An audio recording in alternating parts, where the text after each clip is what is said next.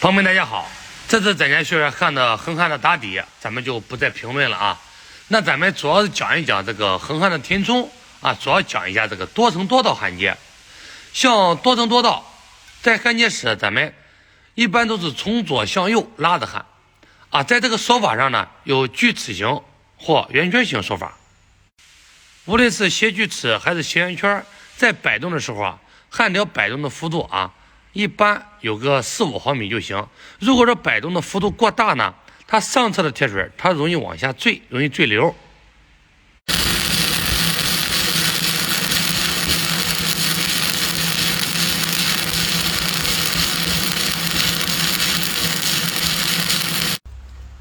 这是第一道焊完，第二道在焊接的时候，咱们还是同样的手法啊，同样的角度，但是在焊接的时候，咱们焊条以这个第一道的上边线为参照，摆动斜锯齿或者说斜圆圈。但是咱们主要的一个要点就是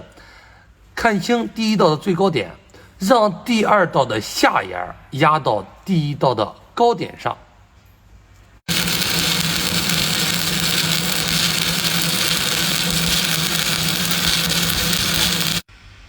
这是咱们2道的填充焊啊。最后呢，咱们来看一下这个护坑这个位置啊，这是最后的护坑，这是最后的护坑。那咱们在摆动的时候，大家一定要注意一个细节，就是焊条无论是画斜锯齿还是画斜圆圈摆动的时候，焊条头绝对不能跑到铁锤以外，要在铁锤里边摆动锯齿或者说圆圈。